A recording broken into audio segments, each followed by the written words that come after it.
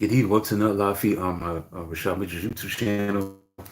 Let's get into the Word of God, Life and Spirit Study Bible, chapter 4, 5, and 6 of Ezekiel, book of Ezekiel. So let's get into that. Verse 1, it says, Now a son of man, take a clay tablet, put it in front of you, and draw the city of Jerusalem on it. Take a clay tablet. That means Ezekiel was commanded to symbolize the siege of Jerusalem and the resulting exile by specific actions. He portrayed these events by making a small model of the siege. The iron pan may represent the unbreakable strength of the Babylonians. Through this action, Ezekiel impressed on the people that God himself will bring the Babylonians against Jerusalem. Verse 4, Then lie on your left side and put the sin of the house of Israel upon yourself. You are to bear their sin for this number of days you lie on your side. Lie on your side, left side. It means that God instructed Ezekiel to bear in a symbolic way the punishment God intended for Israel's and Judah's sin. Each day that Ezekiel lay on his side represented 1 year of their sin. He did not lie on his side all day long, however, for he had other duties to perform. In verse 5 it says, I have assigned you the same number of days as the years of their sin. So for 390 days you will bear the sin of the house of Israel. For 390 days, that means that the number of days assigned to Ezekiel for lying on his side corresponded to the years of Israel's and Judah's sin. 390 years appear to encompass the period of the monarchy from Solomon to the fall of Jerusalem. The 40 additional years that were applied to Judah may represent the exceedingly wicked reign of Manasseh, which influenced Judah for the rest of its history. Verse 9 through 11.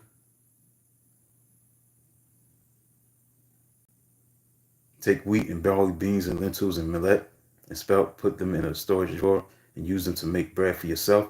You are to eat it during the 390 days you lie on your side. Lay out 20 shekels of food to eat each day, and eat it at set times. Also measure out a sixth of a hin of water and drink it at set times.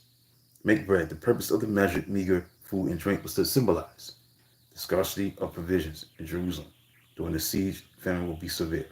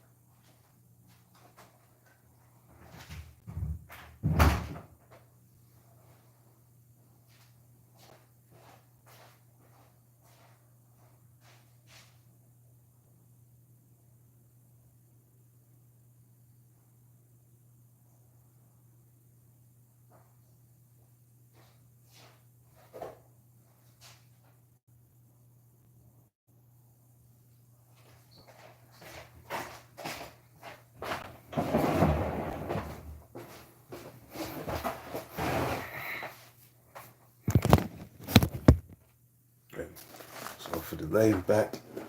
Right. So continue on. Chapter 5, verse 1 and 2 says, Now, son of man, take a sharp sword and use it as a barber's razor to shave your head and your beard. Then take a set of scales and divide up the hair.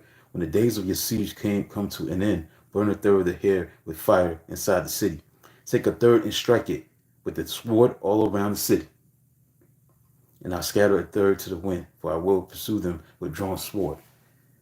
Take a sharp sword. That means that Ezekiel is shaved hair and beard is divided into three portions, symbolizing the fate of Jerusalem's inhabitants. The third that was set on fire represented those who would die by the plague or by famine. Another third would die by the sword, and the final third will be scattered in exile. In verse 3, it reads, But take a few strands of hair and tuck them away in the folds of your garment. Few strands, the few hairs tucked aside Ezekiel's garment, represented a remnant of the people whom God would preserve, and even some of these, however, will be burned and experience God's judgment.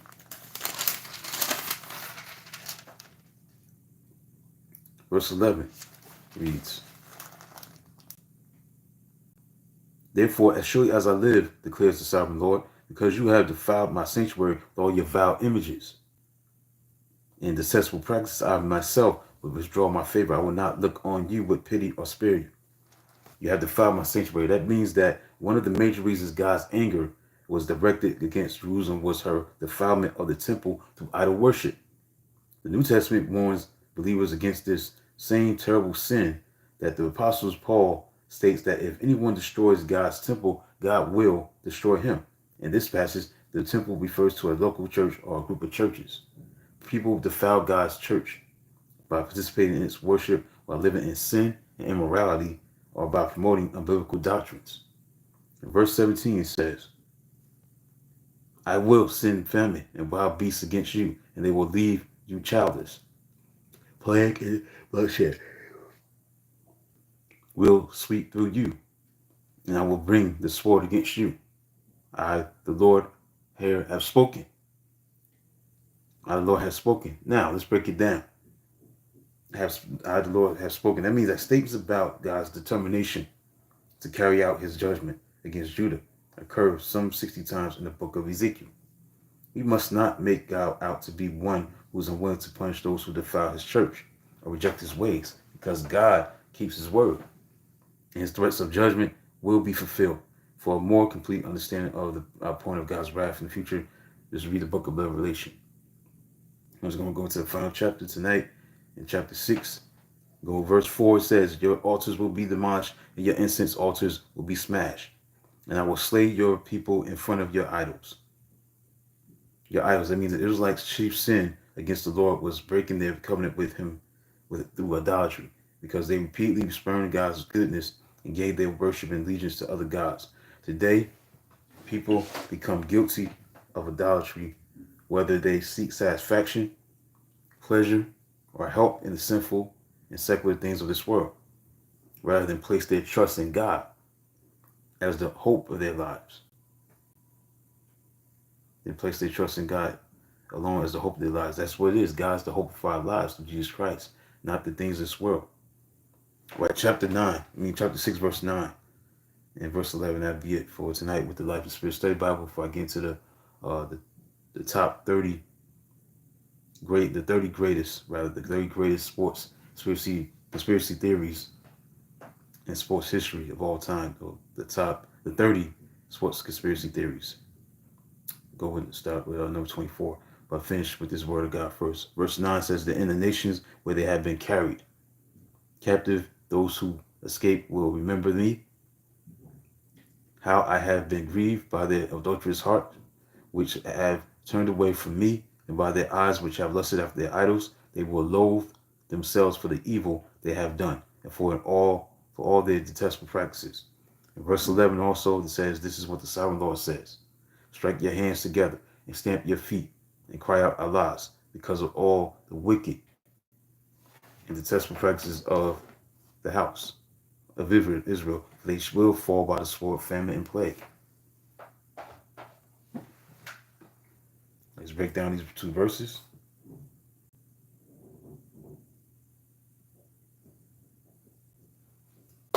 how I have been grieved. That means that God was genuinely, genuinely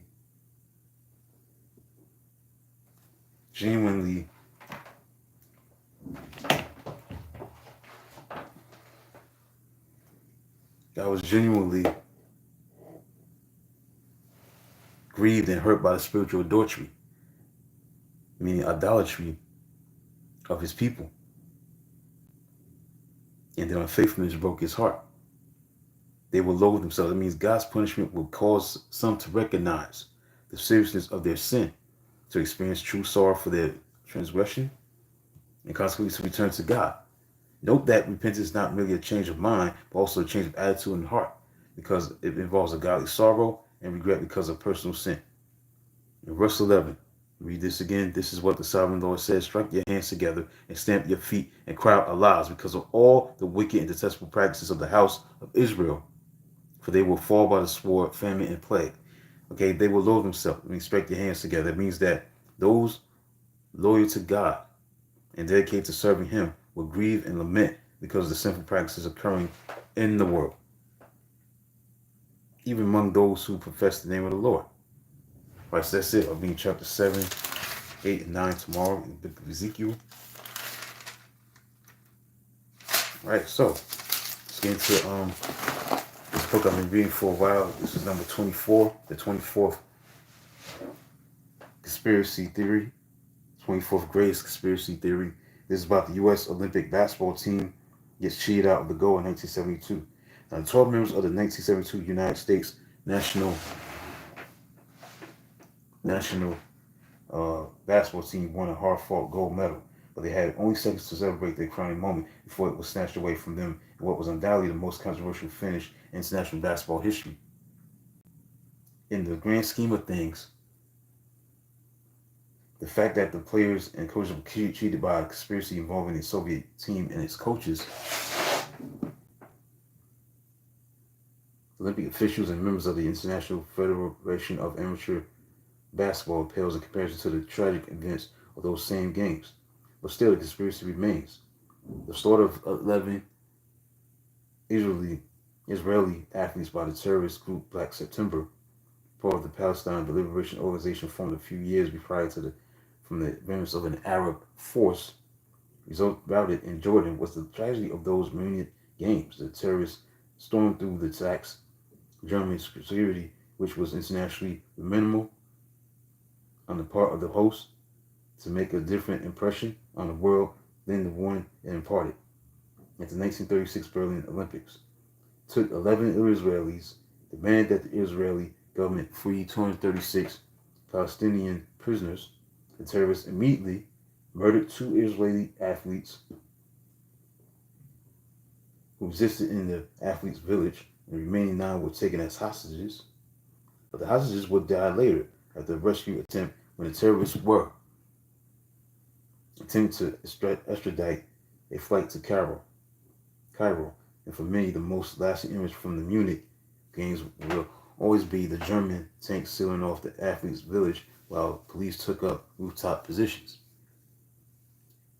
Many people felt at that point that the games could have been suspended and not completed. However, the head of the International Olympic Committee, Avery Brundage, allowed the games to resume only after 24 hours.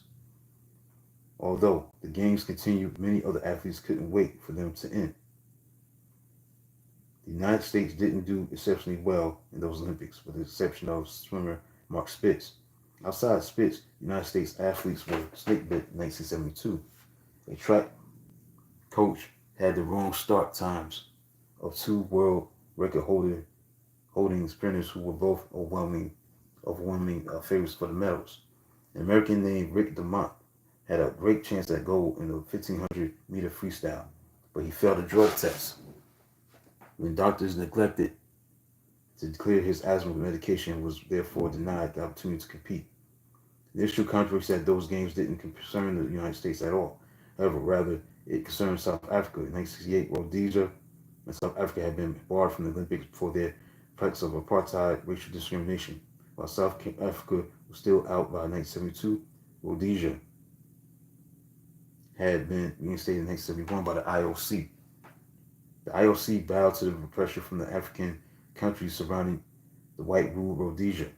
Brundage was so incensed by having to bow to the African nations that he alluded to it even in his memorial service to honor the Israelis, describing the Rhodesian explosion, the death of the Israeli hostages, as two savage attacks on the Olympics.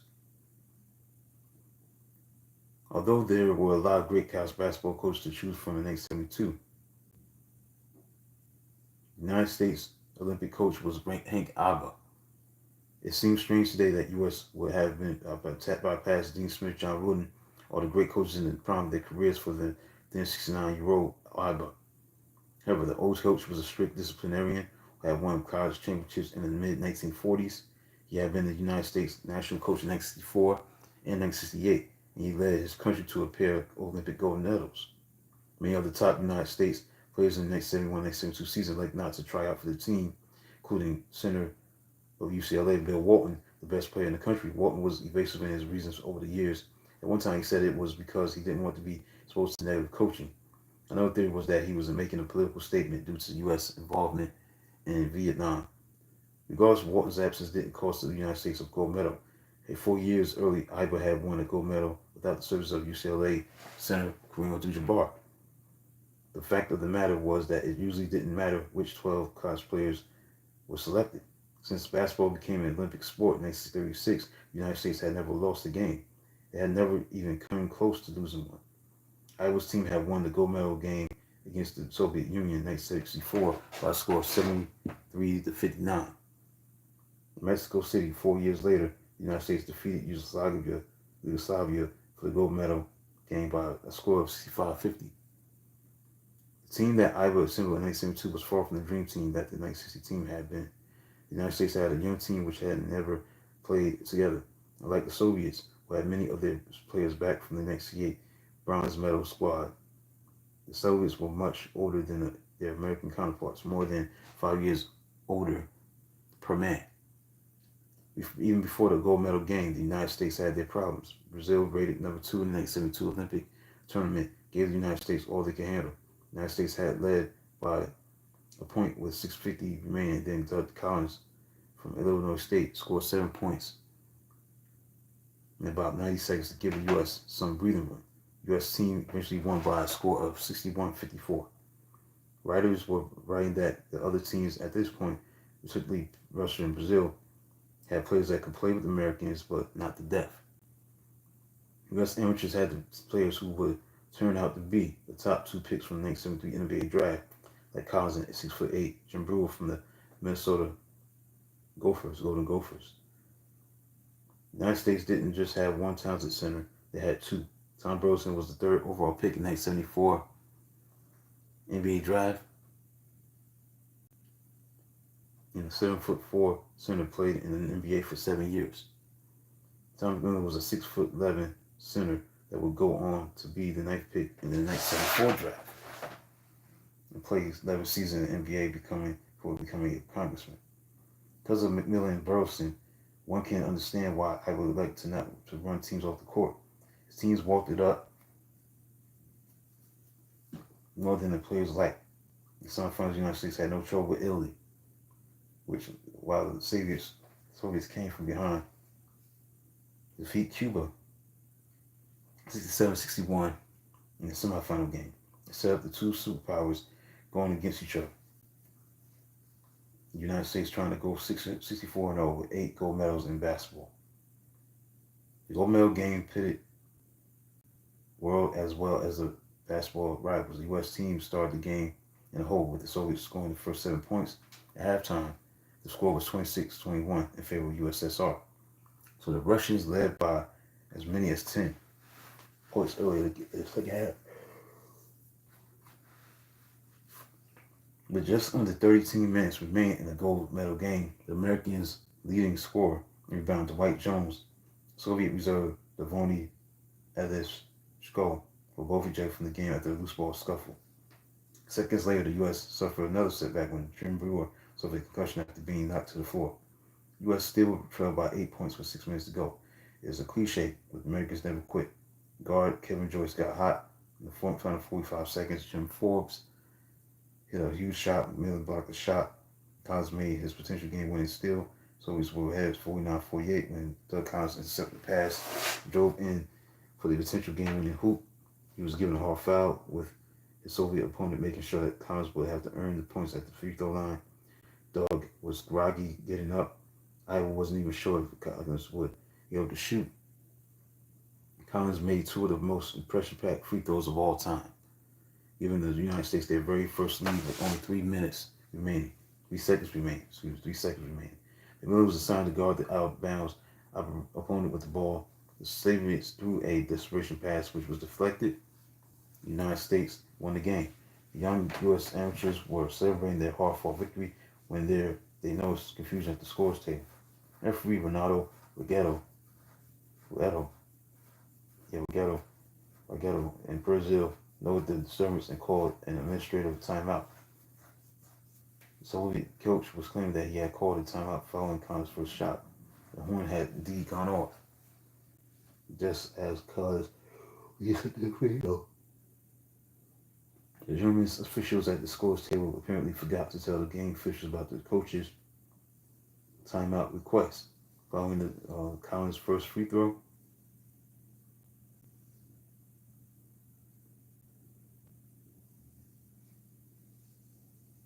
the USSR was awarded the timeout. When play resumed, they inbounded the pad wall and time ran out. Give the goal to the boys in the red, white, and blue. Right? Not so fast. Olympic official in the stands, Great Britain's R. William Jones, who had no jurisdiction in the game, was instructed the score to reset the clock for 3 seconds, not 1, giving the Soviets another chance to win the game. Again, the United States defended the inbounds pass. This time the pass was short. The United States had won the game again, only it still wasn't over. The official decided that the clock had been improperly reset. This time there was a bedlam on the court. Iowa and the assistant were arguing very fiercely at the score table to no avail. There was no mass confusion on the court. Alexander Belov shoved Joyce and Forbes out of the way, caught the inbounds pass and scored an easy layup. For this time, it was really over. USSR 51, US 50 was a final 1-2. Officials working the game. Brazilian Regetto refused to certify the score. The medal ceremony was postponed with FIBA heard the U.S. appeal. R. William Jones appointed Frank Hepp of Hungary to the chairman of the FIBA jury of appeals committee. The vote was 3-2 with representatives of the communist countries of Hungary, Poland, and Cuba voted for the Soviets. Judges from Italy and Puerto Rico voted for the United States. It was quite a surprising vote. The United States see what not to accept their silver medals have never backed away from that stance. His evidence to support the conspiracy. It certainly appeared that the Soviets were going to get as many chances as they needed to score those last 2 points. If you're looking for conspirators, start with Jones, who led in Munich and did everything possible to ensure the goal went to the Soviets, including the ref that didn't call on offensive foul on Belov as he scored the game-winning field goal as well. Other conspirators included the committee, which ignored the video evidence and ruled against the U.S. and the IOC. It sat through the restoration protest from the United States and did nothing to rectify the situation. Here are other shenanigans. 1908 men's 400-meter final in London.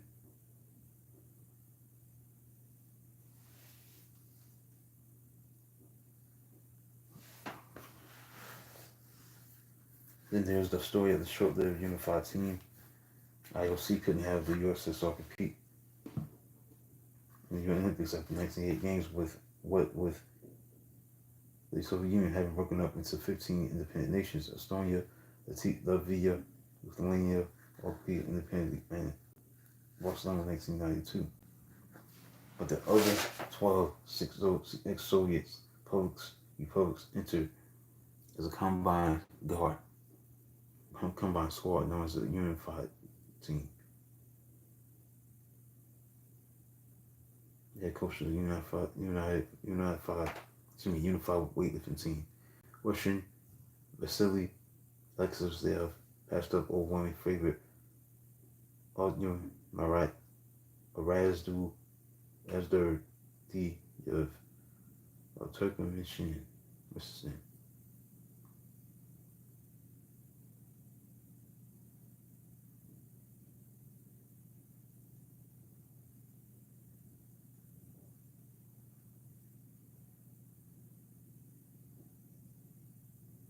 So let's skip this 1976 East German swimmers.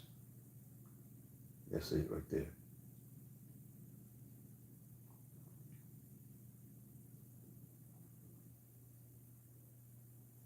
Right, so that's it for conspiracy number 24. U.S. Olympic basketball team gets cheated out of the gold 1972. So that means number 23 tomorrow.